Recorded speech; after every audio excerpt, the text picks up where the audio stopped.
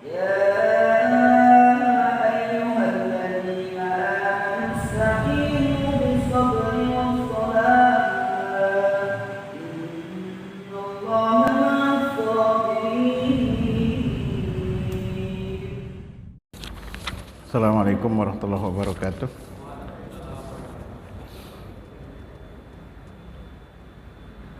Alhamdulillah nahmaduhu wa nasta'inuhu wa nastaghfiruh wa na'udzu billahi min shururi anfusina wa sayyiati a'malina. May yahdihillahu fala mudilla lahu wa may yudlil fala hadiya lahu. Asyhadu an la ilaha illallah wahdahu la syarika lahu wa asyhadu anna Muhammadan abduhu wa rasuluhu la nabiyya ba'da ma ba'd. Kita lanjutkan bahasan tentang hadis-hadis Nabi SAW tentang zuhud untuk memprioritaskan akhirat ketimbang dunia. Ini masih melanjutkan bahasan tentang bekal-bekal menuju kematian. Kemarin kita telah bahas tentang Nabi menggadaikan baju besinya kepada Yahudi. Kemudian di sini ada hadis Nabi SAW dari jalan Abu Ubaidah. Ketika datang harta ghanimah, harta fa'i, harta rampasan perang dari Bahrain. Jadi Bahrain negeri lama. Ya, sekarang ada negeri Bahrain, ya. Yang sampai sekarang memang Bahrain masih banyak kaum Syiah di sana. Sehingga pada waktu itu Rasul dan para sahabatnya, sehabis sholat subuh, ya, para sahabat langsung wajah mereka pengen buru-buru pulang. Para sahabat wajah mereka berseri-seri. Kenapa? Karena mereka tahu rombongan dari Bahrain yang membawa harta rampasan perang udah datang. Artinya mereka dapat bantuan, ya, harta ghanimah, harta fa'i dari negeri Bahrain.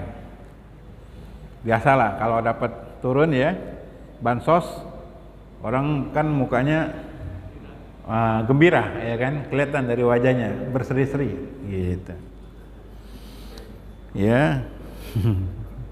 Selesai salat subuh, Nabi bersabda, saya rasa kalian sudah dengar berita kedatangan Abu Ubaidah dengan membawa harta, gitu. Maka serempak mereka mengatakan, bala, benar, gitu. Nabi mengatakan, fabshiru, bergembiralah. Wabshiru, gembiralah. Wa amilu mayasurrukum, berangan-anganlah yang enak-enak. Punya duit, ya kan? Kalau kita dapat duit, ganti mobil, ya kan? Avanza model baru, ya kan, keluar tipe baru nih Pak, yang bentuknya kayak expander, gitu. Ya kan? Nah, yang belum muncul SMK, ya, mobil SMK itu belum muncul. Entah kapan SMK. Apa itu mobil Suliman, apa? Siluman, ya, Siluman. Kalau Amerika punya pesawat siluman tuh, F-35, gitu. Kalau kita punya mobil siluman, nggak pernah keluar itu. Nah, kata Nabi, wabshiru, gembiralah. Wa amilu mayasurrukum, angan-anganlah yang enak-enak. Ya, kalau kita sekarang angan-angannya kawin lagi nih, gitu, ya. Fa wallah, Nabi bersumpah, demi Allah, lal faqr akhsa alaikum, bukan kefakiran yang aku takuti menimpa kalian. Dalam sabda Nabi, bukan kefakiran yang aku takuti menimpa kalian. Walakin akhsa alaikum antub satu alaikumud dunya, Akan tetapi yang aku takuti menimpa kalian adalah kalian dibukakan dunia. Kalian berhasil mendapatkan dunia. Kama busitat ala man kana qablakum. Sebagaimana umat-umat terdahulu dibukakan pintu dunia. Wa tanafasuha, kalian saling mengejar dunia itu. Kama tanafasuha, sebagaimana umat terdahulu juga ngejar-ngejar dunia. Fatuhlikakum kama ahlakathum, dan kalian binasa sebagaimana umat-umat sebelum kalian juga binasa. Hadis ini memberikan pelajaran yang pertama, adanya harta ghanimah, harta fa'i dalam peperangan. Kalau harta ghanimah lagi perang, harta yang ditinggalkan musuh otomatis ghanimah. Kalau fa'i, musuhnya nyerah, dilucuti fa'i, atau musuhnya bayar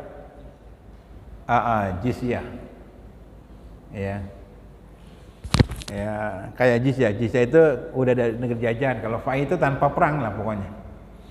Jadi pasukan nyerah, dilucuti. Kalau ghanimah, perang dulu, musuhnya lari, musuhnya mati, itu ghanimah. Kalau fa'i hampir sama. Nah, nanti setelah itu dikumpulkan, dibawa ke hadapan Nabi, nanti dibagikan. Harta fa'i atau harta ghanimah yang bagian itu penguasa, ulil amr.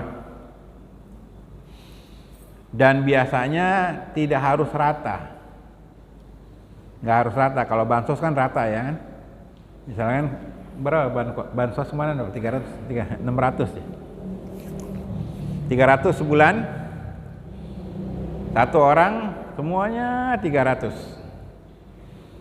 Kalau harta fa'i atau ghanimah itu terserah imam. Pernah kejadian Nabi SAW selesai perang Mu'tah kalau salah ya. Perang Mu'tah. Ada yang dikasih, ada yang enggak. Ada yang dikasih, ada sahabat yang enggak. Habis perang. Sehingga orang yang dikasih senang. Yang enggak dikasih cemberut, gigit jari. Ya, namanya manusia ya Pak ya. Kenapa Nabi ada yang dikasih, ada yang enggak? Karena keterbatasan saat itu. Yang dikasih orang yang masih lemah imannya, orang yang masih lemah Islam, baru masuk Islam, mualaf. Yang enggak dikasih sahabat-sahabat senior yang kuat imannya. Sehingga ada gosip-gosip, kok kita nggak dapet, gitu. Kemudian Nabi berkhutbah, saya dengar ada gosip-gosip nih. Kata Nabi, demi Allah, orang yang nggak dikasih harta ghanimah itu lebih saya cintai ketimbang orang yang saya kasih. Kenapa? Yang saya kasih ini karena saya lihat imannya masih lemah, baru masuk Islam. Supaya dia kuat, senang dengan Islam. Adapun saya nggak kasih, yang udah kuat imannya saya serahkan orang-orang itu kepada Rabbul Alamin, pahala kebaikannya. Maka langsung sahabat berdiri yang nggak dikasih. Demi Allah, perkataan Nabi itu lebih saya sukai ketimbang harta yang dibagikan. Weh, luar biasa. Padahal jemaah tahu, yang dikasih itu 100 ekor onta. Satu orang 100 ekor onta. Satu onta 40 juta. 100 berapa? 4 miliar. Satu ekor 40 juta onta. 4 miliar satu orang. Gimana nggak ngere?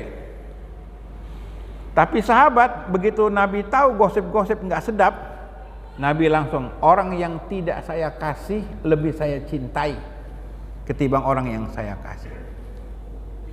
Langsung sahabat mengatakan, demi Allah, sabda Nabi itu lebih saya lebih saya cintai ketimbang harta yang dibagikan tuh.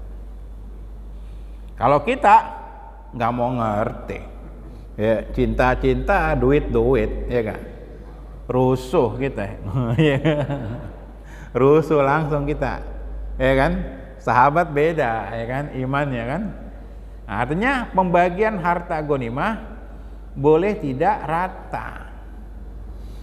Dalam masalah pembagian harta itu ada 3 dalam Islam. Pertama, harus rata. Ini yang namanya nafkah. Nafkah harus rata. Ya, hibah, ya, hibah nafkah rata. Bapak ngasih hibah kepada anak, 1 anak 10 juta. Bapak punya anak 5.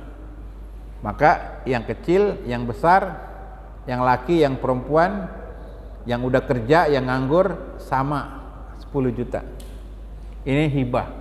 Harus sama. Laki perempuan sama, besar kecil sama, mapan miskin sama. Itu hibah. Ya, bapak hibah. Ya, kumpulin anak-anaknya, "Nak, bapak dapat proyek nih." Proyek apa, Pak? Rel kereta cepat Jakarta Bandung. Gitu. Bapak mau ngasih bagi-bagi rezeki. Gitu. Bagi-bagi cuan. Gitu ya. 1 anak sekian, harus sama tuh. Itu namanya hibah. Hibah harus sama. Bukan nafkah ya, maaf, hibah. Hibah harus sama. Yang kedua, nggak boleh sama, nggak boleh sama, haram sama. Ini waris, nggak boleh sama. Laki perempuan nggak boleh sama, disamain haram, nggak sah.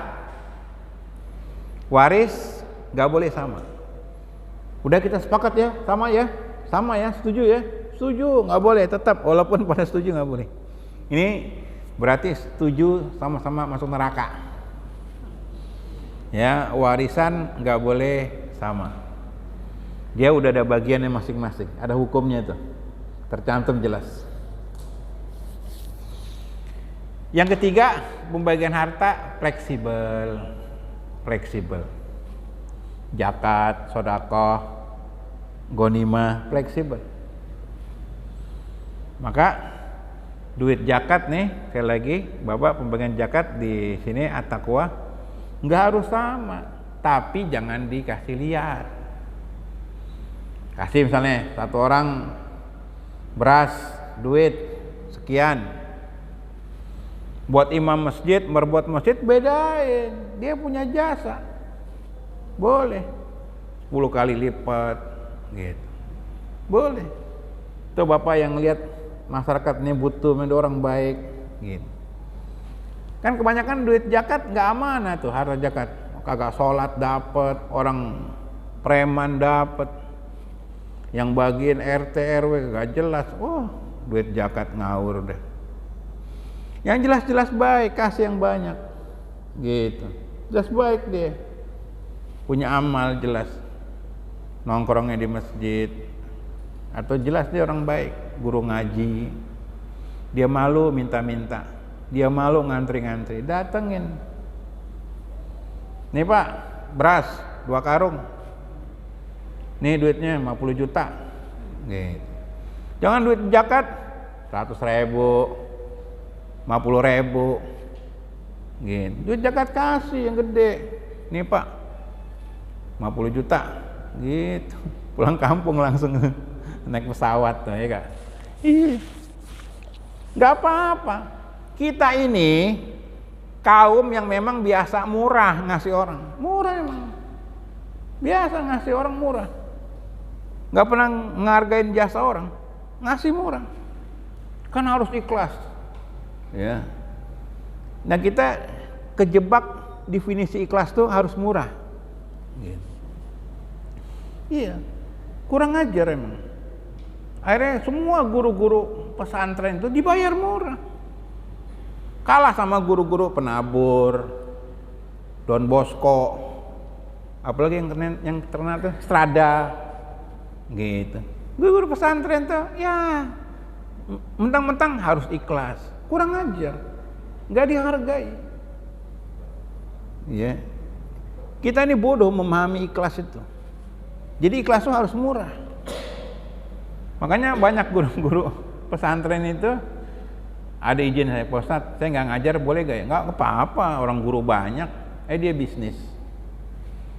Ya, dia harus bayar kontrakan, anak 3, kesian, gitu. Kadang sekolahnya maju, gaji gurunya masih kecil.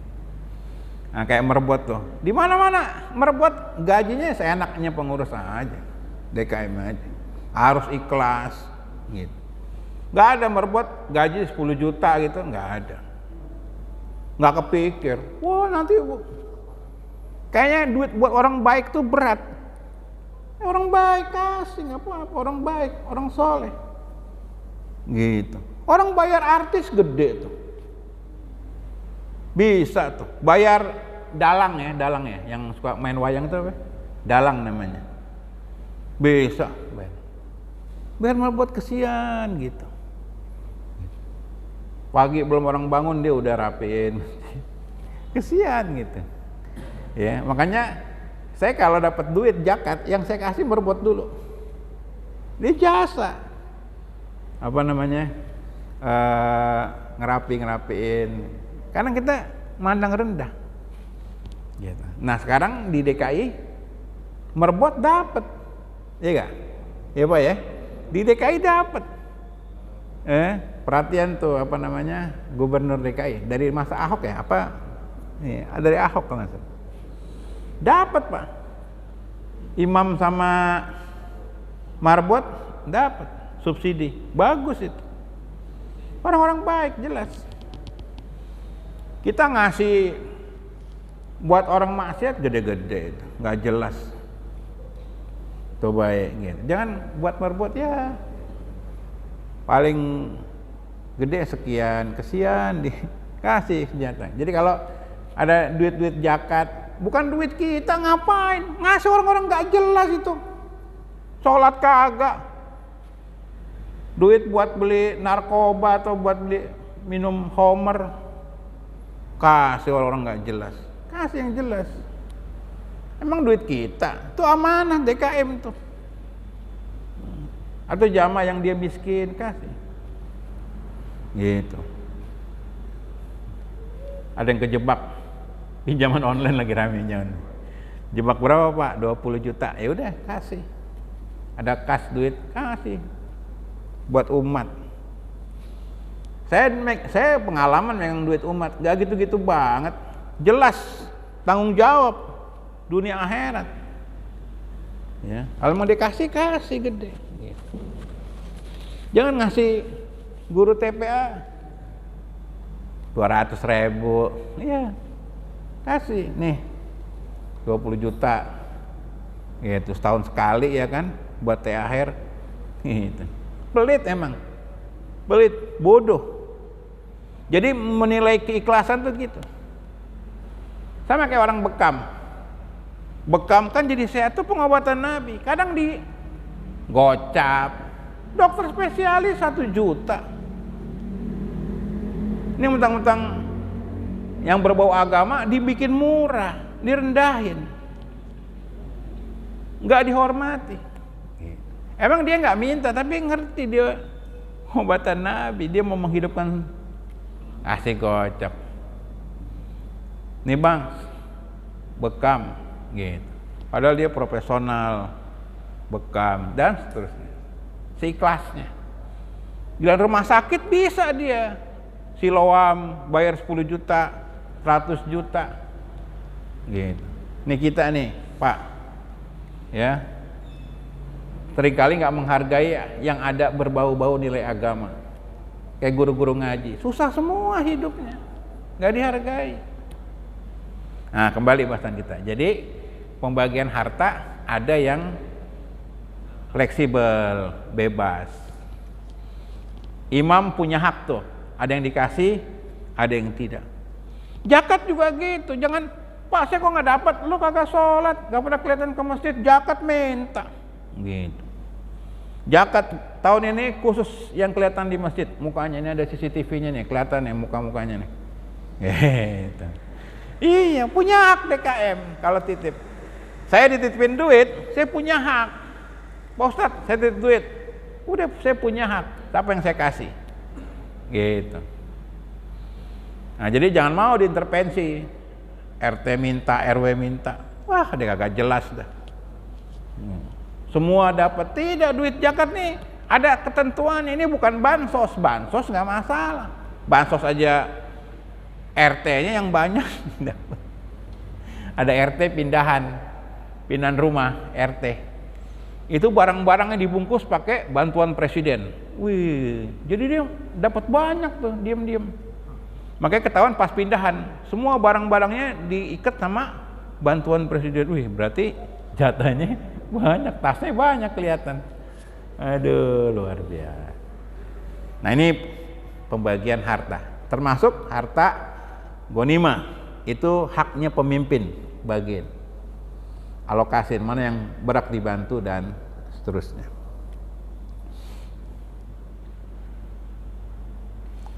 Kayak Bekasi kan dulu pembagian jatahnya APBD-nya nggak sama kayak daerah lain, yang dimanjakan Tasik sama Garut. Makanya Bekasi mau diisukan gabung sama Jakarta. Kenapa? Ngambek. Gitu. Karena yang diprioritaskan Tasik, Bandung, Garut, Bekasi enggak. Akhirnya ada isu dulu, enggak, Bekasi mau. Itu hak gubernur, memang bebas dia. Ya. Nah, kembali bahasan kita itu pembagian harta dalam Islam. Yang kedua, di antara manfaatnya jihad yaitu dapat harta ghanimah. Jihad mengharapkan harta ghanimah nggak boleh. Tapi di balik jihad memang ada manfaat. Di antara manfaat adalah dapat harta ghanimah. Sama kayak puasa, manfaat puasa adalah sehat. Cuman nggak boleh niatin puasa pengen sehat. Tapi kalau dia puasa dapat sehat, iya otomatis. Jadi artinya setiap kebaikan Allah kadang memberikan fasilitas dunia, nggak masalah.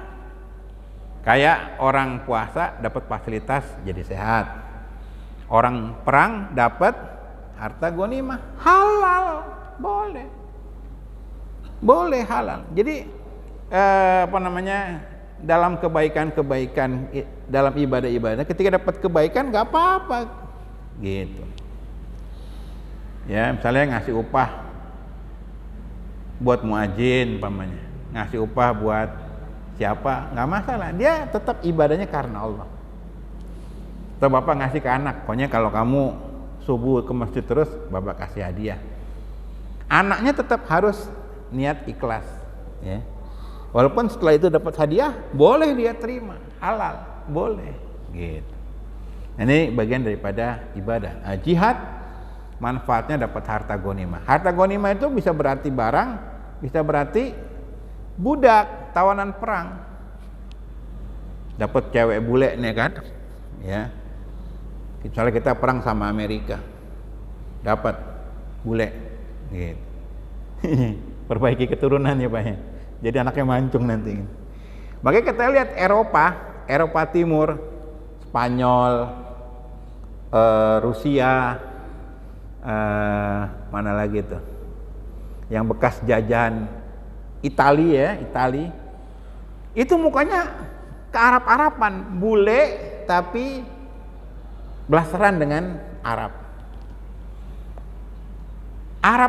Bule asli itu Inggris, Belanda, bule asli itu jelek Pak.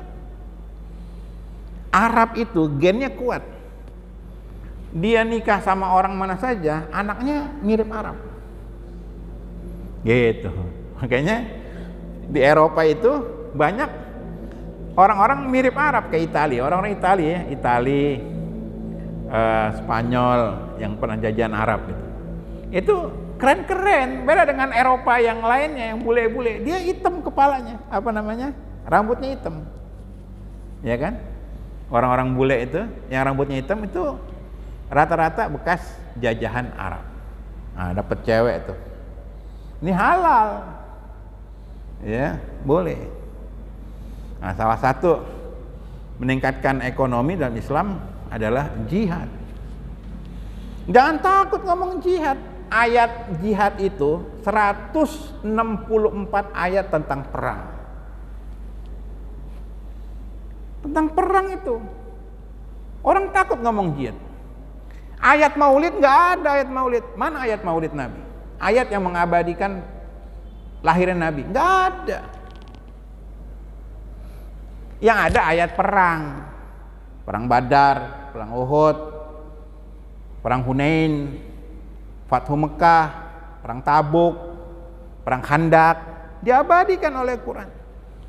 Kalau seandainya mau merayakan perayaan perangnya Nabi, perayaan perang Badar, perayaan perang Uhud, itu keren.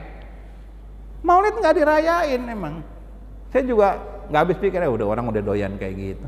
Kalau Maulid didukung oleh, udah senang-senang dan makan-makan. Ya. Coba yang dirayain perang Badar, 300 lawan 1000, menang. Weh, keren. Perayaan peringatan perang Badar, takut kafir juga, nggak dikasih izin. Kalau Maulid sih makan-makan, gitu. Nasi kebuli dah, ya kan? Di mana perayaan Maulid pasti makan-makan. Dan nggak ada apa ya, orang bisa bangkit semangat dari mana? Ngerayain sampai jam 2, subuhnya pada kagak ke masjid. Ya, kita udah evaluasi deh coba. Saya sering bicara sama teman-teman, coba kalian evaluasi. Udah 20 tahun kalian bikin, hasilnya mana? Gitu. Ya Ustadz bilang bagus orang gede transportnya. Beda dengan kajian rutin, perih. Gitu. Iya, kalau Maulid gede. Saya berapa kali tawarin, Pak Ustadz ceramah Maulid. Enggak ah. Ngajarin umat enggak bener, semua seneng-seneng gitu. Rutin, mendidik, ngajarin akidah, ngajarin ibadah. Kalau Maulid seneng-seneng, happy-happy. Ya enggak, makan. Gede emang. Sekali dapat bisa buat 1 bulan. Tapi enggak ngedidik. Kalau mau banyak.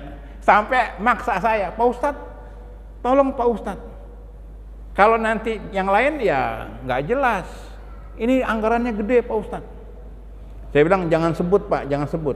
Saya punya hati, nanti hati saya goyang juga. Itu ya kan. Disebut goyang juga. Nggak usah, saya nggak usah. Yang lain aja Pak. Kalau mau ngajar, saya ajarin. Iya kan, nggak apa-apa dah. Kalau ngajar perih nggak apa-apa. Yang penting ngedidik umat. Gitu.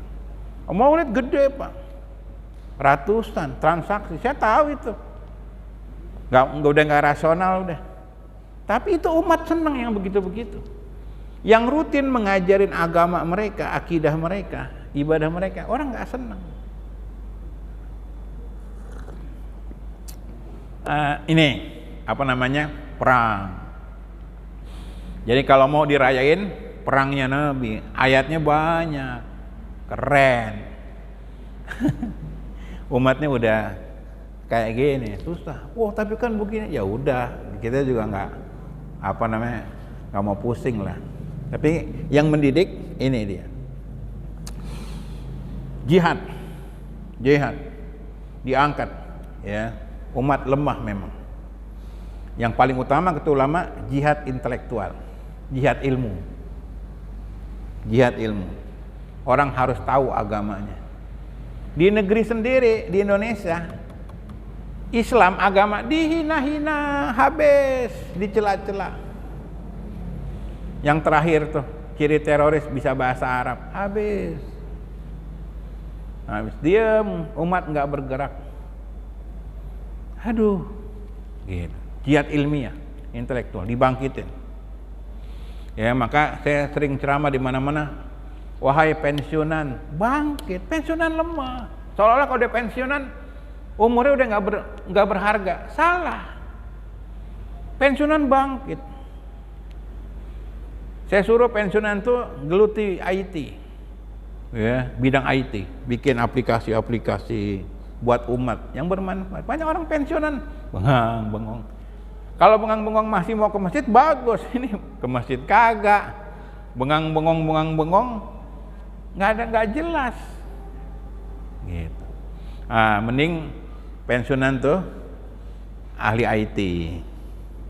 Woi, luar biasa. Kan dia di rumah aja, nggak capek, tapi otaknya jalan. Karena banyak di antara pensiunan itu orang-orang pintar, bekas pejabat, bekas apalah, yang memang dia otaknya cemerlang.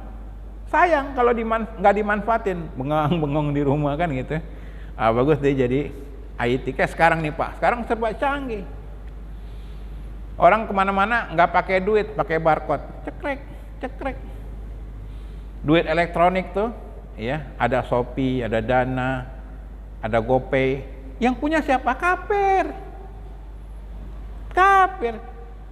Kita mau pakai uang transaksi itu di Bekasi itu pasar syariah itu, pakai dinar dan dirham ditangkap, tapi udah dibebasin. Ya, pengadilan Bekasi, Depok bebas, hak dia. Giliran kita makan di Eat and Eat tuh, di mall tuh, kan ada kita beli kartu kan, kayak kita di Apung tuh, restoran Apung, kita kan pakai duit ini, kartu tuh, beli dulu, naruh duit, nanti beli pakai kartu, itu boleh. Giliran umat Islam pakai dinar dirham, uang sementara ditangkap, kurang ajar emang, kurang ajar. Nah, yang tua-tua itu, Bapak gelutin tuh IT, bikin aplikasi, apalah yang bermanfaat buat umat tuh, gitu. Mana tahu di antara otak-otak Bapak tuh cemerlang, punya ide yang bagus. Lihat Pak, handphone nih makin canggih. Orang pengen beli barcode, cekrek, transfer langsung. Wih, canggih. Ya. Udah luar biasa, transfer, transaksi, nyimpen data, semua ada di handphone. Cuman yang menguasai dunia itu kafir. Kalau bocah-bocah diracunin sama game tuh. Bocah-bocah itu game. Kalau emak-emak sama TikTok tuh. Orang mah teknologi yang diambil gituannya. Gitu. Nah, ini kembali bahasan kita. Jadi ini keutamaan jihad. Ya, jihad ada dua, jihad intelektual, jihad perang. Ya, dua-duanya masih dikuasai oleh kafir. Intelektual, Barat menguasai. Kenapa? Karena duitnya punya buat riset. Kita intelektual nggak dihargai, yang dihargai selebriti. Lihat selebriti kayaknya luar biasa. Lihat dosen-dosen susah-susah hidupnya, gitu. Intelektual, baru yang kedua jihad perang, kayak Amerika. Tiap hari agendanya bikin kerusuhan. Itu kerusuhan dunia yang dianggap kayak dua. Kalau nggak Amerika ya Rusia, gitu. Terorisme. Bapak beli deh buku semua tentang terorisme. Bapak beli, jangan lihat berita, kesalahan Bapak lihat berita, beli buku tentang terorisme. Bapak akan setuju dengan kesimpulan saya bahwa terorisme itu rekayasa. Ada rekayasa dalam, ada rekayasa global, gitu. Semua teroris, bom itu. Baca semua buku, beli, baca. Saya gitu orangnya, kalau pengen tahu beli semua, baca, baru punya kesimpulan. Habis umat nih. Nah, bab jihad. Ini baru bab jihad aja mungkin DKM udah gerah. Waduh, repot juga nih Ustadz bahas jihad. Ya. Pondok-pondok nggak ada bahas jihad. Hari jihad dulu diganti hari santri. 10 November itu jihad. Resolusi jihad. Dulu ilmunya ulamanya tulus, belum lihat duit. Kalau sekarang ulama udah lihat duit. Kenapa diganti hari santri? Dan di buku sejarah taunya hari pahlawan, nggak tahu latar belakangnya. Itu resolusi jihad. Karena Indonesia sudah merdeka, punya negara kita. NU yang komandoin memang betul, Jawa Timur. Kalah, yang mati 30.000 umat mati. Tapi ada resolusi jihad waktu itu, jangan diilangin. Tuh ayat jihad, gak Maulid susah. Ya udah maunya gitu, ya udah terserah. Ya, gitu. Ini yang kedua, ya, tentang keutamaan jihad. Yang ketiga, ya, bolehnya memiliki dunia. Ini dia. Jadi begitu harta datang, ghanimah, orang-orang sahabat senang-senang berseri-seri, mukanya dapat duit dah, ya gak?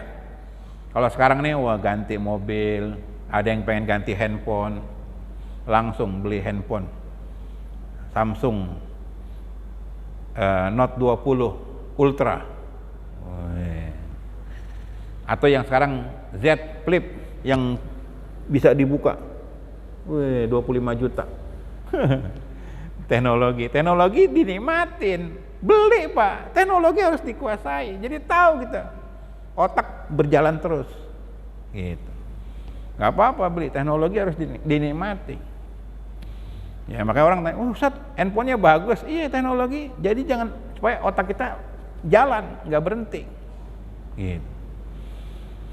Nah kembali bahasan kita, jemaah sekalian, dunia itu halal. Ini bantahan buat orang sufi.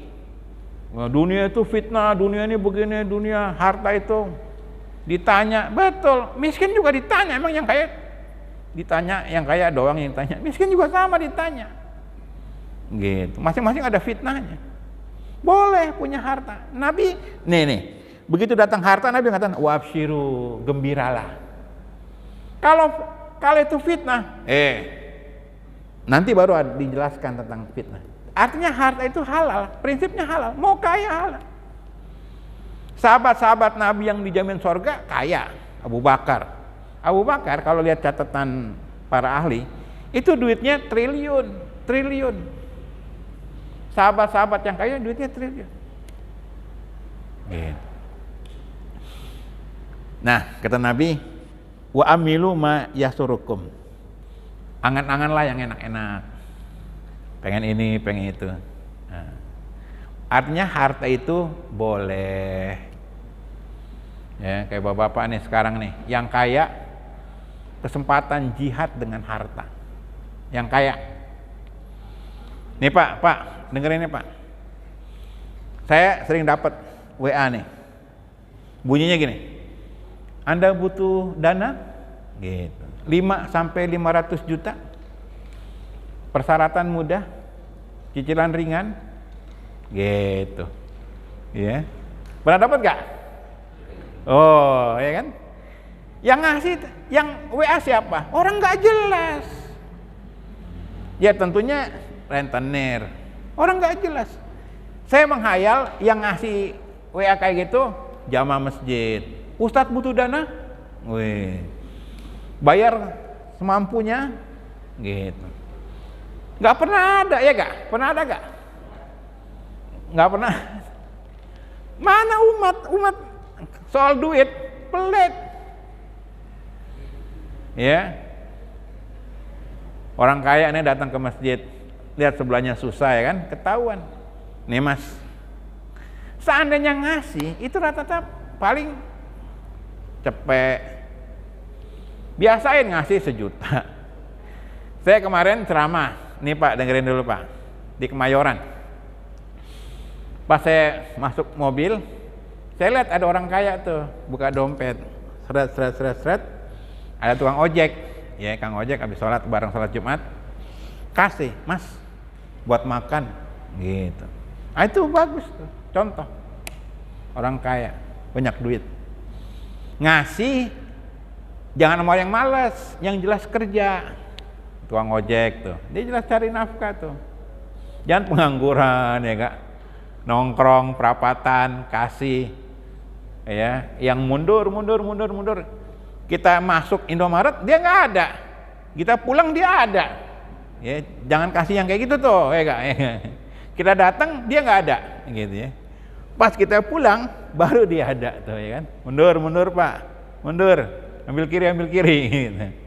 Kang parkir. Kasih yang jelas-jelas baik, kasih. Tuh, jihad harta yang kaya. Kasih Mas, dari rezeki nih Mas. Gitu. Lihat juta. Gitu, jangan ngasih 20.000. Kasih yang bagus. Belajar menghargai seorang muslim. Belajar. Gitu. Ya. Kayak kita kan udah telanjur ngerendahin. Makanya lihat semua guru ngaji susah hidupnya. Kenapa?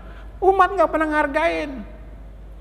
Coba ngundang artis, gede bayarnya, karena umat ngargain artis tuh. Gitu. Kalau artis dihargai. Nah, jadi kaya boleh. Yang keempat, ya, cuman Nabi ngingetin. Nabi bilang, fa wallah lal faqra ahsa alaikum, bukan kefakiran. Nah ini, kalau seandainya orang miskin, miskin itu tidak hina. Miskin tidak hina. Perhatikan nih. Yang hina itu, yang minta-minta ngemis itu orang hina. Orang miskin enggak orang hina. Makanya ketika orang jadi orang miskin, kalau orang ditakdirkan miskin, jangan menghinakan diri, minta-minta, ngemis, jangan menghinakan diri. Banyak ustadz juga minta-minta. Kita bantuannya sabar. Ya kayak kemarin pandemi, ya udah kita sabar. Ada duit makan, nggak ada duit puasa. Kalau nggak jual bukunya, gitu. Saya juga kemarin jual buku banyak. Ya, yang masih bagus jual buat makan. Gitu. Miskin nggak masalah, nggak ada ayat hadis yang mencela miskin, nggak ada. Yang banyak mencela kebodohan. Miskin nggak masalah, yang bego jangan. Iya, iya kan? Bego jangan, miskin nggak apa-apa, bego jangan. Banyak orang kaya tapi bego, bangga jadi orang bego. Kayaknya kayak dari yang nggak halal. Nih bapak-bapak, perhatikan, jangan takut cari mantu yang miskin. Agama nggak mencela kemiskinan. Yang dicela adalah kebodohan. Ya, dapat yang apa namanya miskin nggak apa-apa. Besok mudah-mudahan kaya. Artinya miskin itu nikmat, kaya juga nikmat. Masing-masing ada kenikmatan. Orang miskin nikmat gak Pak? Nikmat. Orang miskin tuh paling gampang tidur di masjid. Ya, paling gampang tidur di masjid. Makanya kalau di masjid tidur, biasanya orang susah tuh. Gitu, ya kan? Di rumahnya panas ya. Di masjid adem, ada AC-nya, jadi gampang tidur ya. Iya, kalau makanya yang tidur di masjid biasanya orang susah itu kan gitu ya. Jangan dibangunin, biarin dia nikmat dia tidur di. Orang miskin itu makan apa aja enak. Orang kaya dia makan enak tuh mikir dulu di mana gitu. Orang miskin makan apa aja enak. Jadi Allah adil, Allah memberikan nikmat itu orang miskin juga ada nikmat. Gitu. Tuh tukang ojek tuh. Di motor bisa tidur Pak, di motor.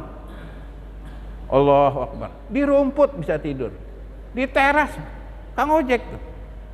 Kenapa? Miskin. Coba orang kaya, udah pakai AC, udah primbetnya mahal, gak bisa tidur. Kenapa? Maling dia, koruptor. Gitu. Kejar-kejar KPK. Nah ini jadi jamaah sekalian, jangan takut dengan kefakiran. Kadang justru kefakiran itu sebuah kenikmatan. Makanya di mana-mana jamaah pengajian yang rame itu yang miskin. Yang kaya nggak sempat, nggak ada waktu. Gitu. Itu yang di sono Pak, bukan yang di sini. Ya. Ya mudah-mudahan Allah kasih rezeki kita jadi orang kaya dan kita bisa beramal dengan kekayaan kita. Subhanakallahumma bihamdika, asyhadu an la ilaha illa anta astaghfiruka wa atubu ilaik. Assalamualaikum warahmatullahi wabarakatuh.